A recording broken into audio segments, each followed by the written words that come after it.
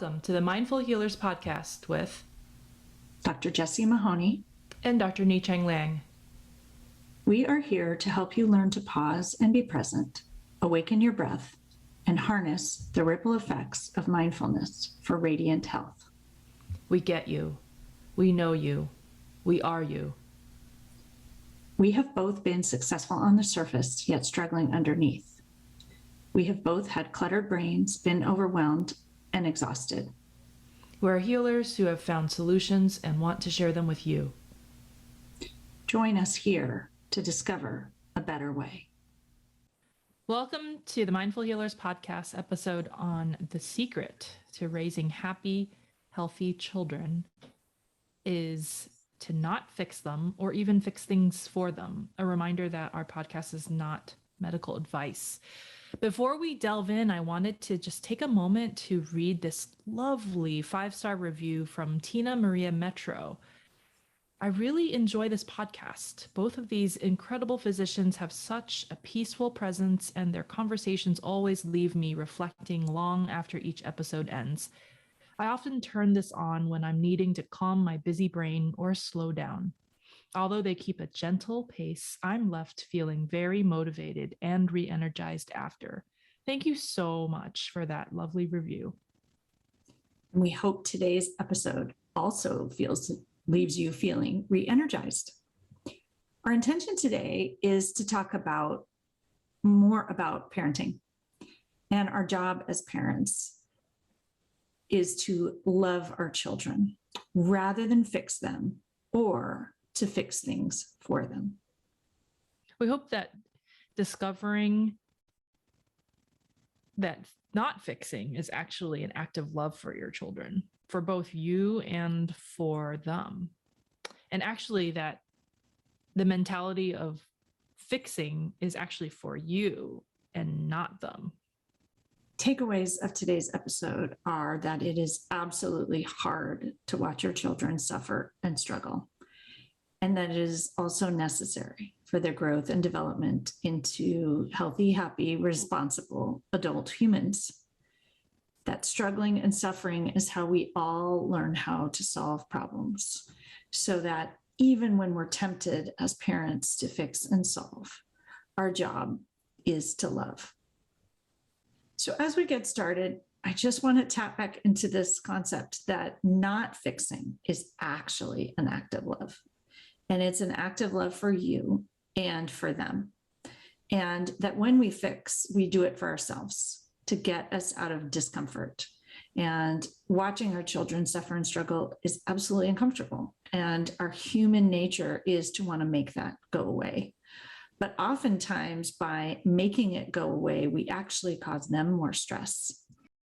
I'm reminded of a talk that I heard at a conference by a child psychiatrist, and she reflected on a study where kids, teenagers actually, and their mom were next to one another. And there was this really difficult problem, and the child wouldn't be able to figure it out. The mom, and they were measuring heart rates, the mom would jump in and fix it. Mom's heart rate goes down, child's heart rate went up. When the child fixed it themselves, eventually figured out the answer, their heart rate went down. So the idea is very clear there that we are fixing and helping to solve things to decrease our own heart rate, but that it actually causes our children's heart rate to go up. And so that, if we use heart rate as a measure of stress, is a really useful way for me to sort of think about it, that we're jumping in to fix and solve and help with homework and organize things for ourselves and not for them. The other thing I just want to reflect on is that not only is it human nature, it's love. And if we didn't love, we wouldn't want to fix. And so by the fact that we truly, truly love our children, that's why we want to fix. And so the worry, our brain interprets it as a problem, and the suffering and the struggling as a problem, but it's actually a measure of the fact that we love.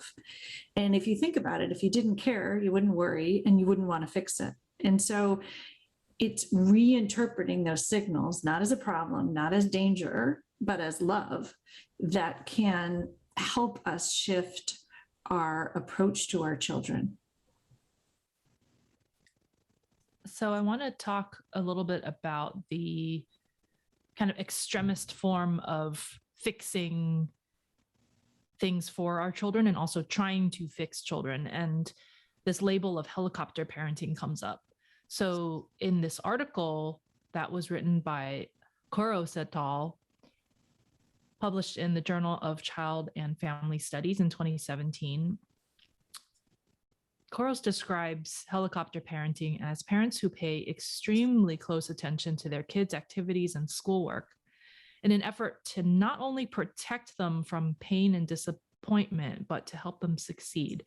Helicopter parents are known to hover over their children and become overly involved in their lives.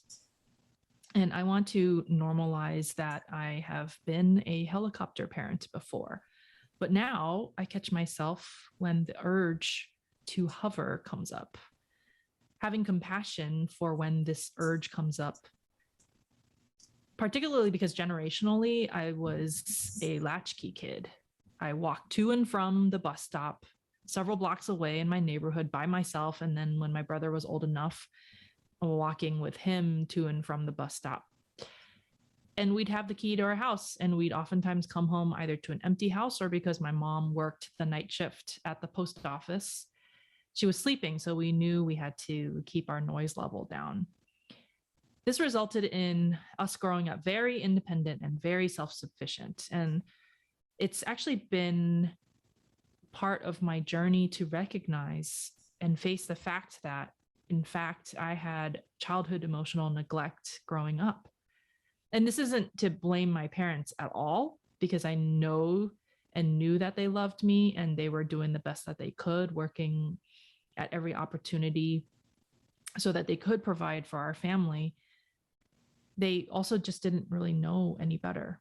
So looking back on that, I do think that my prior helicopter tendencies stemmed from wanting to heal the childhood emotional neglect that I experienced, and then also to doubly make sure that my children didn't have that same emotional neglect experience, but overly so. So I overcompensated, making sure that they knew that I was there for them.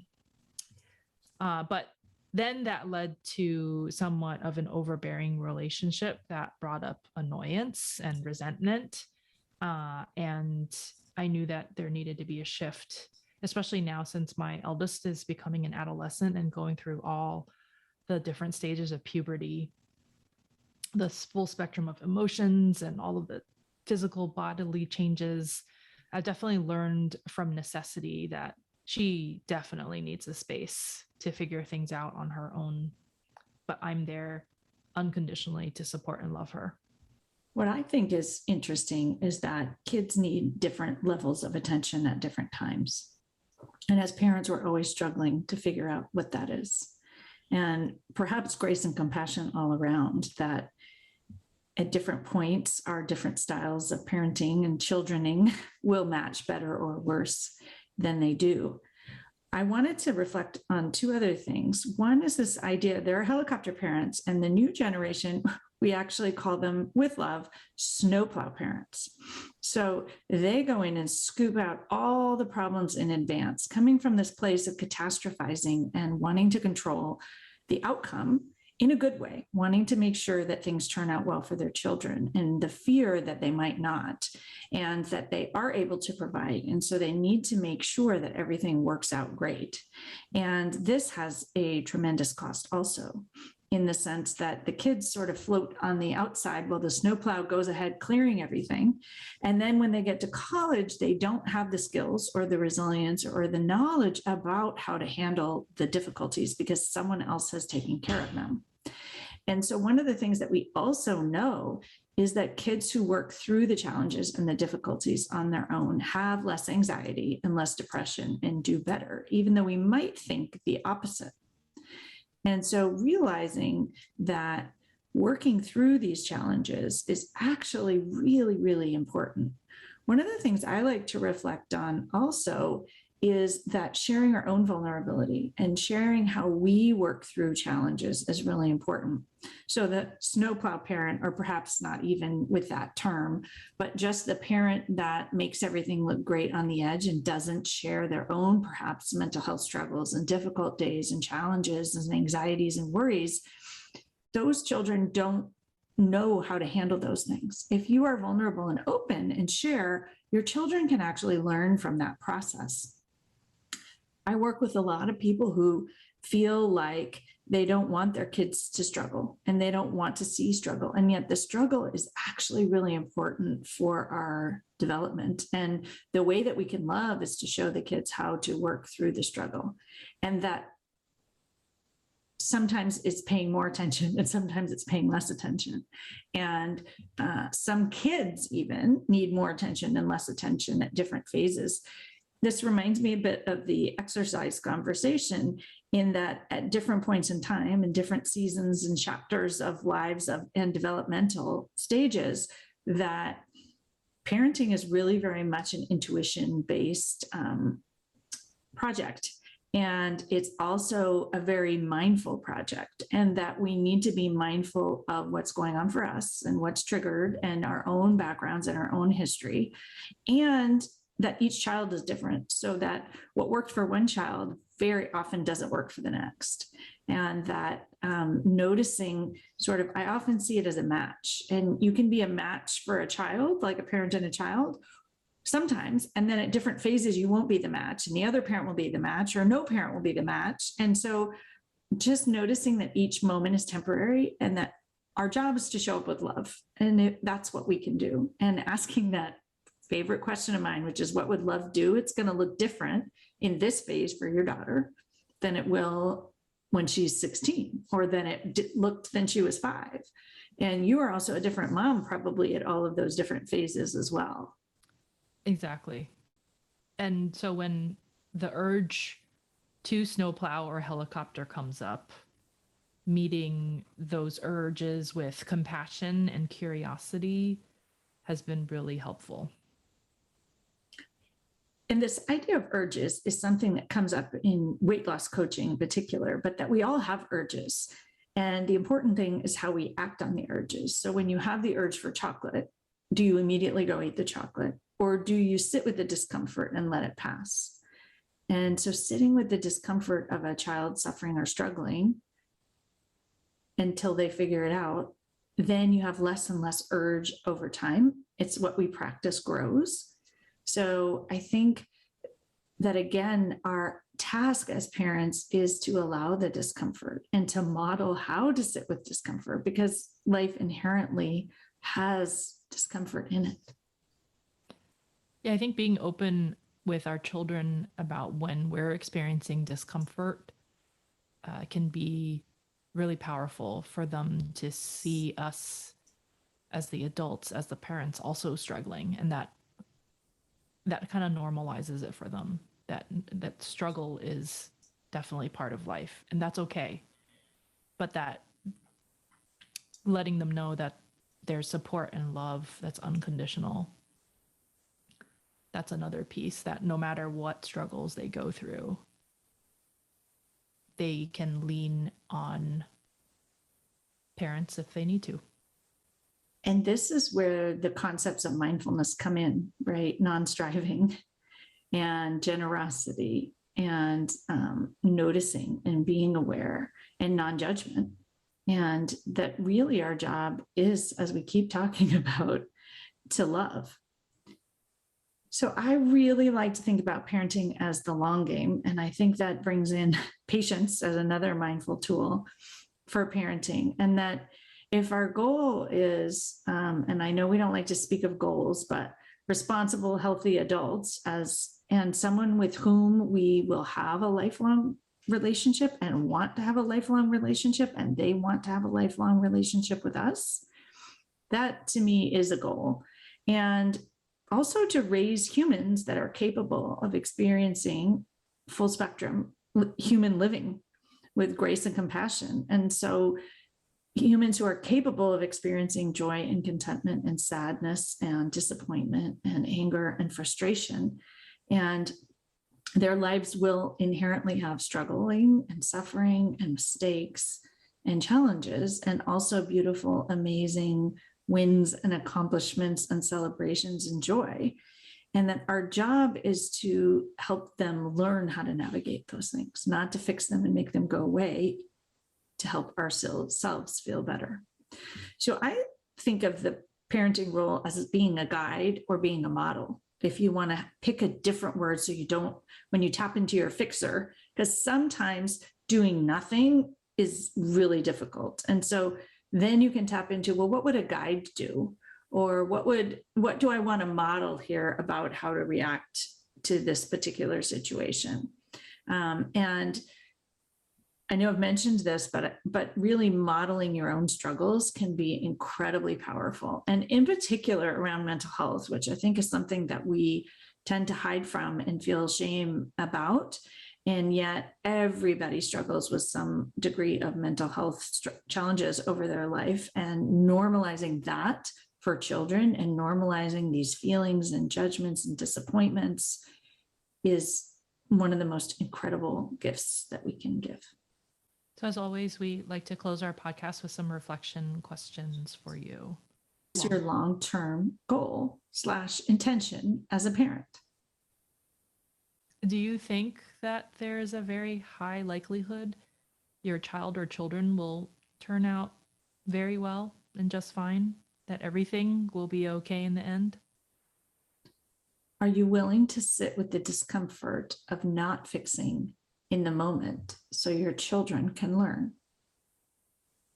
How can you model handling struggles, suffering, and learning with grace and compassion? Where do you notice that you are still showing up, fixing as a parent? And as a final reflection here, even as we record this podcast, I think that both of us probably still show up fixing as a parent, knowing that that's our inherent human tendency. And just to notice and give compassion to ourselves as we do that, and to try little by little to practice giving more space to our children. That's the work. So one thought I wanted to end with is just this idea that becoming a mindful parent is a really beautiful thing and can be an act of love in and of itself. One of the most helpful things that parents of school-age children and younger can do is learn to meditate themselves and to model showing up mindfully. So I will encourage all of our listeners to consider creating, building, growing a mindful practice, whatever that might look like for you. And if you want help, reach out to my esteemed co-host and get some support from her in building your own mindful practice through awakenbreath.org. And the links are in the show notes. I also want to encourage you, if you're struggling, to consider mindful parent coaching. It's a game changer. What's different than from the coaching and the mindfulness in and of itself is that the coaching, you bring the mindfulness, and then in the spaciousness and the mindfulness and the pause is where the intention and the practical approaches to frustrations and co-parenting and anxiety can show up. So encouraging all of you to grow your tools and know that what you practice grows. And we wish for all of you happy, healthy, joyous family lives, connections, and futures. If you enjoyed today's podcast, please check out and share many of our previous episodes on parenting with presence, not worry, how to be a good mom, co-parenting, and savoring all of the stages of parenthood, and many more. Please leave us a review and some stars so others can find us more easily. And today we would like to announce the winner of the Singing Bowl giveaway for the lovely review that was left for us. We are looking to connect with Pigman 360 so we can send her a Mindful Healers podcast singing bowl and thank her very much for her or his review. Self-compassion and understanding. There is so much to this podcast that is rare to find elsewhere. Self-compassion, self-regulation, self-talk, and self-perception infuses the way we exist in the world, and the world can be such a harsh place. This podcast provides a dissection of the nuances of being human, of self-acceptance and self-worth, regardless of whether the world labels us as a success or failure. Love this podcast. So please email info@awakenbreath.org to claim your special singing bowl. Please stay on after the sound of the singing bowl for our mindful moment offering. As always, if you want to declutter your mind, be more present, and start truly living your one wild and precious life, come find us at the mindfulhealerspodcast.com. Work with one of us. Work with both of us. Start or up-level your mindfulness practice. Discover how mindful coaching can change your life. Or even better, do both as part of our Mindful Healers programs and retreats. You can find links to find out more about our programs and join our communities at themindfulhealerspodcast.com. Reach out and get started on your journey to a life better lived today. The content of this podcast is not meant to be medical or life advice. If you choose to participate in our mindful moments, please do so safely.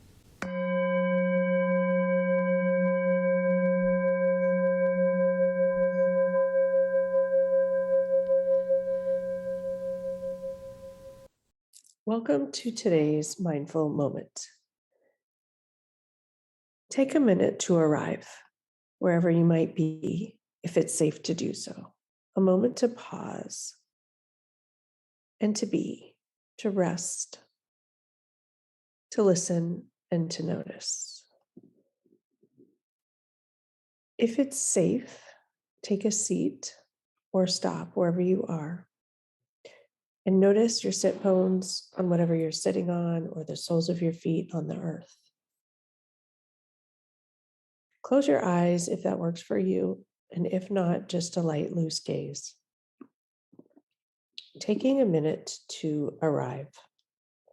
Taking your time to arrive, to adjust and to accommodate. And to notice how you feel in this moment. Bringing a hand to heart as an act of compassion towards yourself, and another hand atop, connecting to yourself. Today, we're going to explore sitting with discomfort, knowing that when we don't fix things, we are setting ourselves up to sit in discomfort, and noticing that discomfort, while uncomfortable, passes through when we allow it and we let it be there. And that being in discomfort is useful in and of itself. And so I invite you to just think about something that causes you discomfort. Evoke that uncomfortable feeling.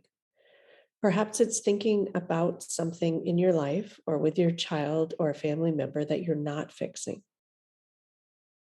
Sending yourself some compassion for the desire to fix, for the desire to make the discomfort go away. Notice the discomfort. Where is it in your body? Is it in your belly? In your chest? In your throat, perhaps? Or is it like a vice on your head?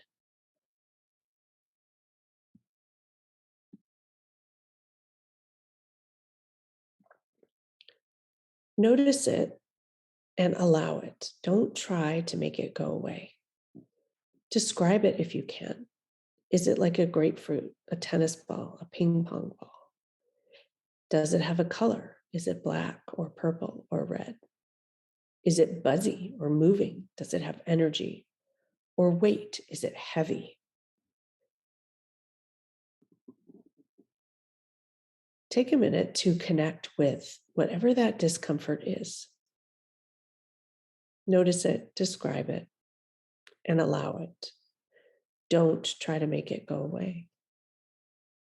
And notice that as you do that, nothing terrible is happening.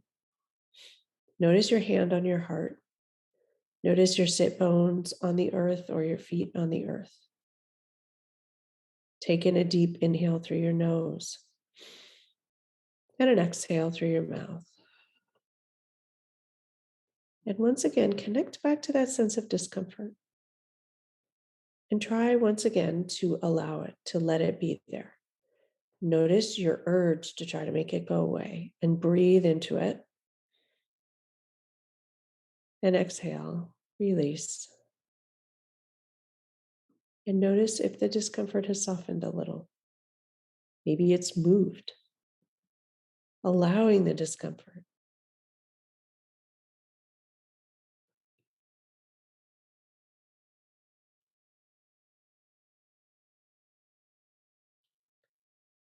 Take in another inhale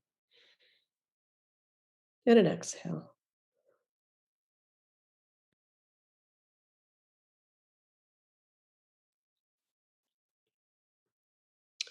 Noticing that the discomfort may still be there, but nothing terrible has happened.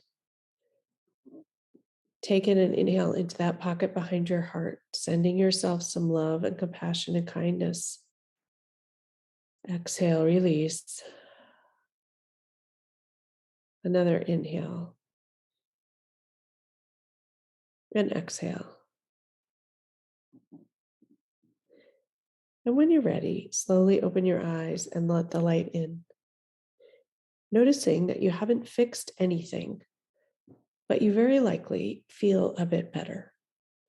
Accepting and allowing the discomfort, sending love and compassion and kindness to yourself is a tool that's always available. Thank you so much for practicing with me today. Have a beautiful week.